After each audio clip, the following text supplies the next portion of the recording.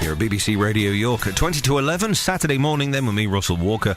Now, I'm really rather pleased, actually. We managed to get my next guest to appear on the show this morning in a puff of smoke, as they say. Luke Jermay describes himself as a mentalist magician, has a long and rich history and tradition to that field.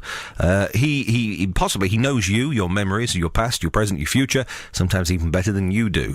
And he's direct from a 2-year run in Las Vegas, and he's bringing a brand new show to York, not just for one night only either. He's planning to come back here every month, is that right? That's right. I love York, and I came here immediately after coming back to England from America and decided that I was going to move into York. I'm based in London at the minute, but that won't last. By the end of the month, I'll be living here in York, so have a nice little show once a month in a city you like. It sounds like a good idea to me. I've got to say, there's, in terms of bright lights and big cities, there's a slight difference between Vegas and York. That's right, just the kind of one. Well, I always say to people, you know, I was in Vegas in total for about 4 years, doing the show for 2, and people say, oh, Vegas must be great, and it is. It's an amazing bubble, but somewhere between a week and 4 years is the right holiday length.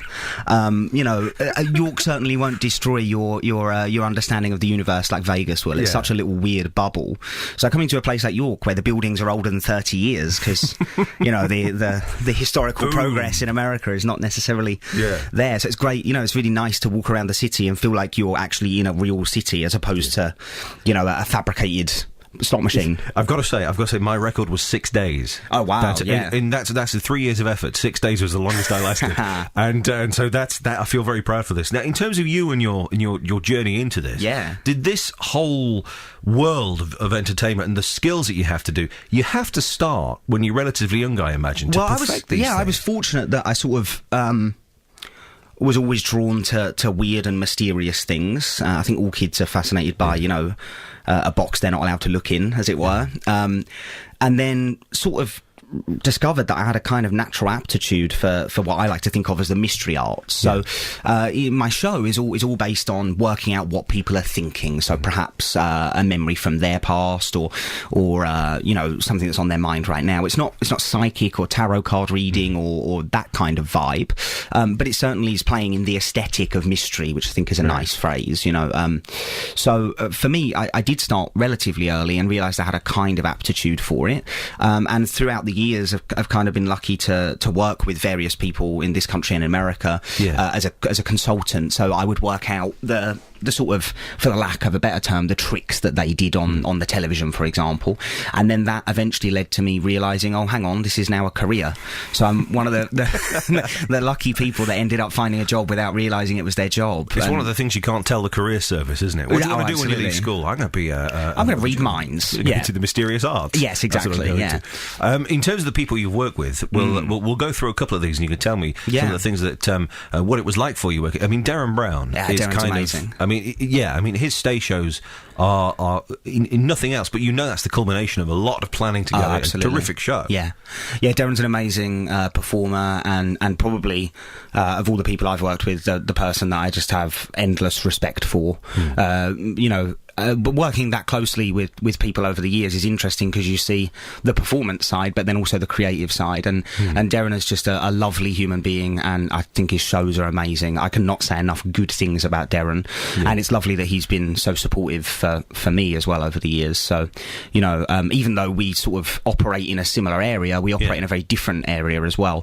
Darren obviously is all based on psychology, whereas my show tends to hark more to the kind of the romanticised ideas of intuition and psychic powers as a theatrical device. Psychology is often how I'm doing it, and then some other times it's something else, and I think that's part of the beauty. I'm less interested in telling you what it is and kind of leaving it hanging in the show for it to be a mystery. Okay. So Darren's amazing though, and absolutely go and see his show after you've seen mine first. After you've seen Luke's first, we must make sure that is what happens. Chris Angel is now he's in this country, he's one of those that people who are into this will know who Chris Angel is. Probably, but he is a serious big star in the States. He's a huge superstar in America. Yeah, I worked with him for the first 2 years of his television show, which I think are very good. And then actually, at that point, I started doing my own show in Vegas because Chris was based in Las Vegas. Well, he's got his own, hasn't he? Yeah, he has a show at the Luxor, and so at that point, I sort of got my offer to do my own show, and for once in my life, I thought I'd step out on the stage, and then decided I loved it. Yeah. Well, I mean, was that quite a nerve-wracking sort of... That's a big decision to make. Well, you know. I mean, the big decision was the way it began, where I got a phone call out of the blue saying, do you want a show in a casino? Do you want to sign this contract for this number of years? Do you want to do a show 2 times a night, 5 nights a week, and 4 times on a Saturday? And you kind of go, sounds good. To an audience that has a high probability of being drunk. Well, we absolutely. have to mention this. Yeah, absolutely. I mean, the Vegas is a melting pot of everybody from around the world, and the casino that I performed in was certainly the sort of raucous, crazy casino on the Strip. So yeah, it was a fun sort of comedy club vibe more than perhaps a Vegas lounge show. You know, I kind of wanted it to be the anti-Vegas show, to be honest. Our showgirls were covered in tattoos, and you know, they weren't the traditional feathers and boas girls, but. Now, in terms of the kind of performance about it, one of the things that you do and you're prolific in is, I mean, the writing about this. Yeah, I've written a lot. You love. I mean, 15 was your first one, wasn't it? I know, that's crazy, isn't it? It's incredible. I mean, I'll tell you the story there because I hate it when people say that, because it creates this idea of this precocious little pretentious kid, right? You know, sitting at the typewriter, staring out of the window and typing away.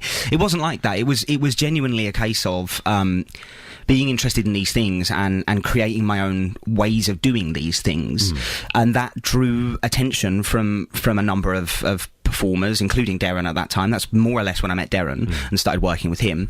And I wrote this book on my thinking about this art form and how you can actually read people's minds, or appear to. And it began as a way of just exchanging ideas with people, and then those people decided, it really should be a book. And again, before I realised it was turned into a book. So there's a definite reoccurring theme in my life of accidentally ending up doing something that I then find out I quite like.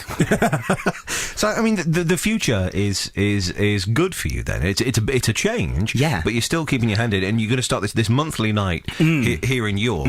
Aside from the monthly night in York, is it performances still travelling around the world? Are you still writing books? Yeah, I'm doing less writing at the moment, and certainly when I was performing in Las Vegas, I had less time to write as well, because you know that takes up so much of your time.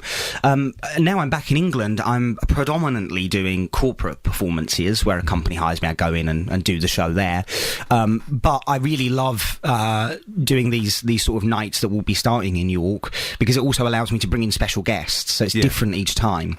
And that's fun for me, but I think it's really good for performance as well, because often, if you're beginning in a performance career, it's quite difficult to find a place to actually perform in. Yeah. So it's nice to have these little shows that are supporting up-and-coming performers around the country in various venues. Yeah. So the Basement, York, a great venue. I like it a lot. Yeah. That's a good place. So there's plenty going on there. And in fact, you mentioned there that when your show was, the one in the States, it was sort of in a comedy club kind of vibe. And it's kind of working on that system, isn't it? Because guys, experienced stand-ups who are out on the scene get to host nights, and they can book it up as the promoter as well. So in a way, they help out other people who do their art as well. The next upcoming show, which is July 5th. July 5th? Yes, put that one in there. There's new regulations about product placement, isn't there? I'm not sure about that. Well, we can mention your event because you're here. I couldn't have mentioned it if you weren't here. Oh, well, I'm glad I came. Yeah. Do the listeners know I'm not really here?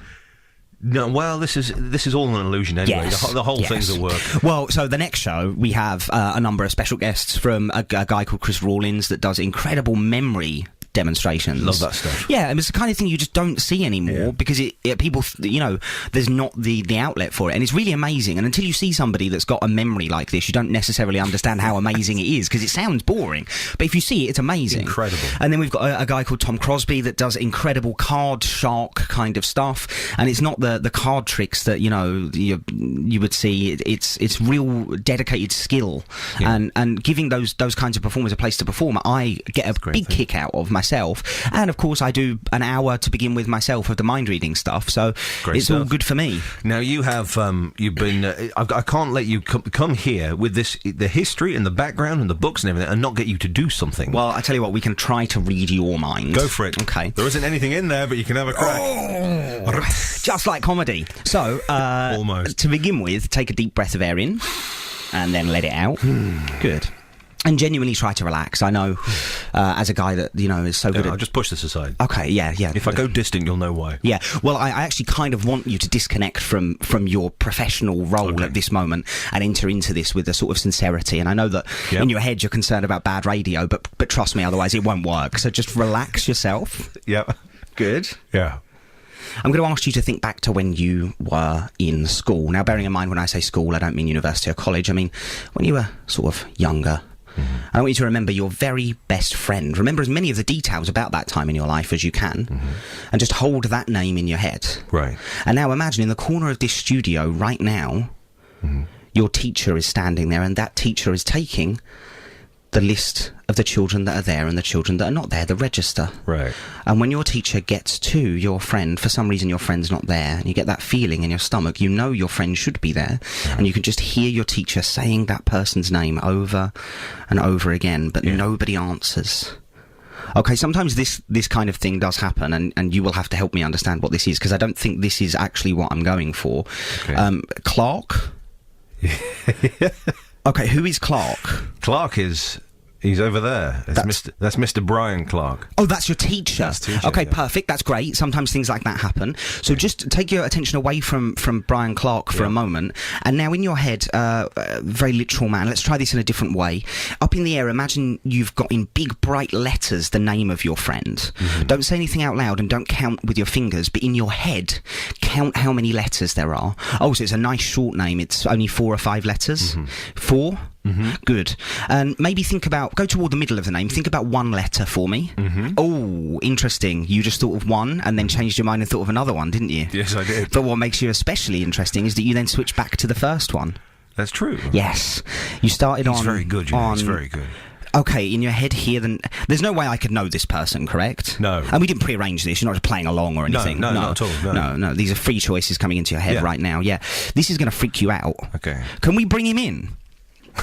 Oh my God! If he had walked into this studio, your brain would have exploded. Do you know what? I'd have given you £1 million if he was here. How about if I tell you it's Alex? Is that worth £100? That's not. That's worth my attendance at one of your nights. Alex, is that correct? Alex is the right answer. Good. Thank you very much. Wow. Now that is terrific. That's top notch.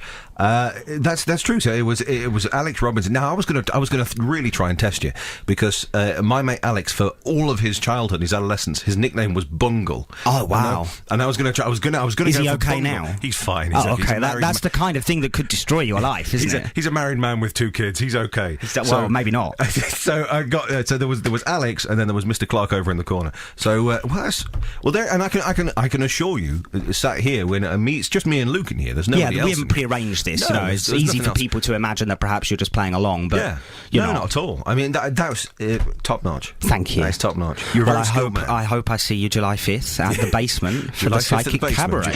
July the 5th at the basement. Just remind you about that one more time. And so, listen, it's been great to meet you. Thanks for coming in. Thanks for having us. No worries at all. Take care. Cheers. BBC Radio York at 5 to 11. BBC Radio York.